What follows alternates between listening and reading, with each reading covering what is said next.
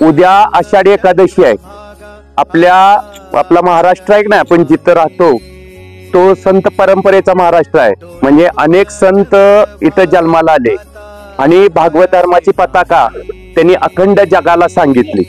आपला जो ध्वज आहे तो भगवा झेंडा आहे। तो भगवा झेंडा अगदी रामकृष्णांच्या पासून ते छत्रपती शिवाजी महाराजांच्या पासून आजपर्यंत आपण तो खांद्यावर घेऊन देशासाठी, देवासाठी, धर्मासाठी आपण लढत असतो, झटत असतो। तो आपला भगवा झेंडा आहे। आणि आपण किती पुण्यवान आहे बघा, आपण औदुंबर मध्ये जन्माला आलोय। दत्त महाराजांच्या पदपर्शानं पावन झालेल्या अशा भूमीत कृष्णामाई जवळ आहे। म्हणजे किती पुण्यवान आहे नाही आपण। आणि ही जी आषाढी वारी जी आहे ती आषाढी वारी कित्येक वर्षापासून विठ्ठलाकडं ज्ञानोबा तुकोबांच्या पालख्या, संतांच्या पालख्या रामकृष्ण हरी या गजरामध्ये जात असतात। हे अध्यात्माचं असणारे दोन महामंत्र आहेत ज्याच्यामुळे आपला उद्धार होतो। आणि बघा की न बोलवता, आता तुम्हाला बोलवलं का बघा, नाही न बोलवता असे लाखो लोक जगातून लाखो लोक येतात। आणि आळंदी आणि पंढरपूर इथून जवळजवळ 30 दिवस चालत ताण भूक सगळं हरपून फक्त रामकृष्ण हरी म्हणत पंढरपूरला जातात एकादशीच्या दिवशी। आणि फक्त त्या पंढरीमध्ये विठ्ठलाच्या मंदिराचं दर्शन जरी झालं तरी आपल्याला स्वर्गप्राप्ती होते। इतकं पवित्र स्थान आहे। मग यातून आपण काय करतो की आपले संस्कार, आपली संस्कृती, आपली परंपरा, आपला इतिहास आपण जपतो।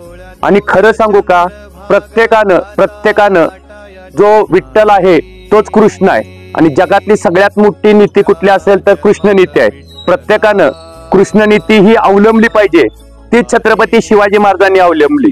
आणि एक गोष्ट तुम्हाला सांगतो, मोगलांचं म्हणजे सगळ्या महिला मंडळ तुम्हाला सांगतो, मोगलांचं खूप मोठं आक्रमण आपल्या महाराष्ट्रावर होत होतं, आदिलशाहीचं होत होतं।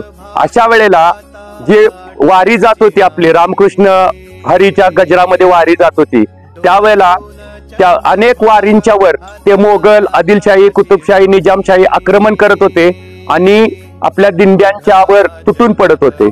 त्या सगळ्यांना संरक्षण देण्याचं काम कुणी केलं असेल तर धर्मवीर छत्रपती संभाजी महाराजांनी केलेलं आहे।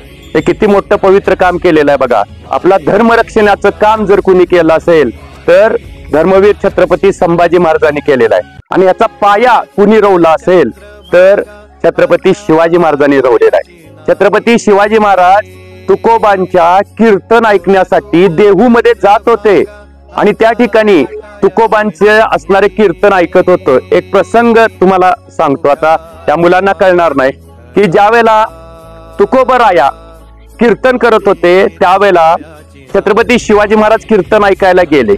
आणि इतक्यात काय झालं की परकीय शत्रूंनी आदिलशाच्या लोकांचं आक्रमण झालं। आणि आक्रमण झाल्यानंतर चारी बाजूनं ते घेरले गेले। महाराज कीर्तनात ऐकण्यात इतके व्यग्र होते, इतके तल्लीन झालेले होते। तुकोबाराया स्वतः कीर्तन करत होते आणि तेवढ्यात ते आक्रमण झालं। आता काय करायचं हे लक्षात आल्यानंतर तुकोबारायांनी साक्षात विठ्ठलाला हाक मारली आणि सांगितलं की तूच या धर्माचं रक्षण कर, तूच शिवाजी महाराजांचं रक्षण कर, तूच आमचं रक्षण कर। आणि अक्षरशः विठ्ठल साक्षात तिथं उभारला। काय तुकोबांच्या कीर्तनाची ख्याती आहे बघा की विठ्ठल तिथं उभारला आणि प्रत्येक ठिकाणी जे वारकरी बसलेले होते, कीर्तन ऐकण्यासाठी बसलेले होते, ते सगळे छत्रपती शिवाजी महाराजांच्या रूपात झाले। आणि ते सगळेजण बाहेर निघाले। त्याचा फायदा घेऊन छत्रपती शिवाजी महाराज तिथून निघून गेले। एवढं तुकोबांच्या कीर्तनाची महत्व आहे, एवढे आमच्या संतांचं महत्व आहे। आपण त्या मार्गाने गेलं पाहिजे। आज त्या आषाढी एकादशीच्या दिवशी औदुंबर प्राथमिक शाळेच्या वतीनं आमच्या गुरव मॅडम असू देत किंवा तुम्ही सगळे सदस्य, आमचे गुरव काकू आणि सगळेच देशपांडे काकू किंवा पिसे काकू, आमचे साहेब, या सगळ्यांची नाव आता घेत नाहीत, सगळे तुम्ही छान उपक्रम राबवला। हेच या मुलांच्या मध्ये एक रुजवण्याचं, भारतीय संस्कृती, परंपरा, इतिहास, आपला धर्म रुजवण्याचं सगळ्यात मोठं श्रेय त्या वारीला जातं. आपण त्या पद्धतीनं चालूया. ज्ञानोबा तुकोबांच्या मार्गाने जात असताना छत्रपती शिवाजी महाराजांचा आदर्श समोर ठेवूया. धर्मवीर छत्रपती संभाजी महाराजांचा मार्ग आपण अवलंबूया आणि मोठं होऊया, देशाचं नाव मोठं करूया. एवढंच बोलतो. मला बोलण्याची संधी दिली त्याबद्दल आभार मानतो आणि थांबतो. जय जय.